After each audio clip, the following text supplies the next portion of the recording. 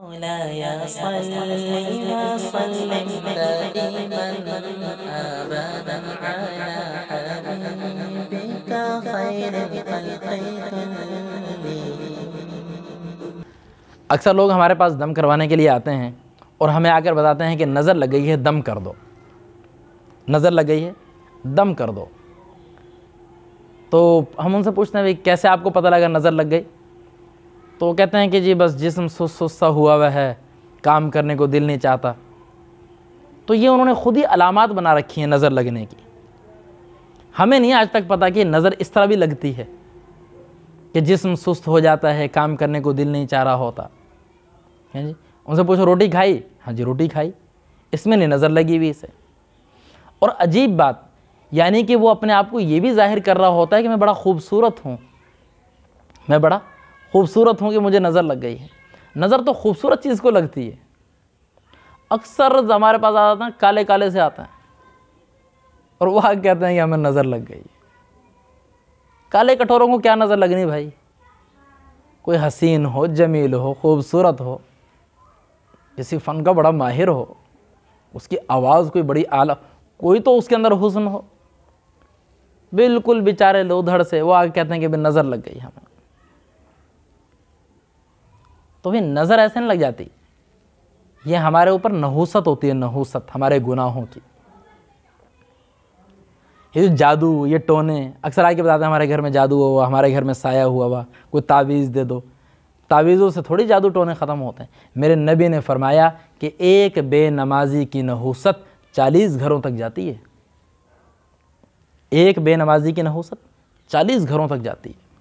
اور حضرت علی رضی اللہ عنہ نے فرمایا کہ 40 گھر کون سے ہیں؟ وہ 40 آگے، 40 پیچھے، 40 دائیں اور 40 بائیں، یعنی 120 گھروں تک اس ایک بے نمازی کی نحوست جاتی ہے۔ اور جہاں پورا کا پورا محلہ بے نمازی ہو، پورا کا پورا شہر بے نمازی ہو، ہر گھر میں صرف 1 یا 2 بندے نماز پڑھنے والے ہوں، باقی سارے بے نمازی ہوں، تو وہاں نحوست نہیں ہوگی، وہاں نظریں نہیں لگیں گی، اور وہاں پر جادو ٹونے نہیں ہوئے ہوں گے، تو اور کیا ہوگا وہاں پر؟ یہ تو ہمارے اپنے اعمال کی نحوست ہوتی ہے ہمارے اوپر۔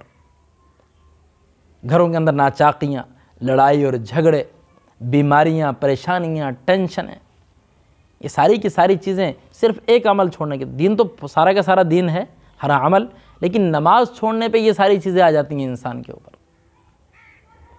قرآن ہم مہینوں مہینوں کھول کے نہیں دیکھتے۔ بعض لوگ صرف رمضان کے اندر قرآن کھولتے ہیں، اس کے علاوہ قرآن پاک کی چھٹی۔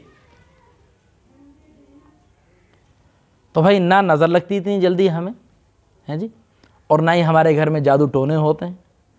بے شک یہ ساری چیزیں برحق ہیں، حدیث کے اندر آئی ہیں، میں ان کا انکار نہیں کر رہا ہوں، لیکن ہم بذات خود ہی منہ اٹھا کے آ جاتے ہیں ہمیں نظر لگ گئی، ہمارے گھر میں جادو ہو گیا۔ پوچھو نماز پڑھتے ہیں؟ نماز تو نہیں پڑھتے۔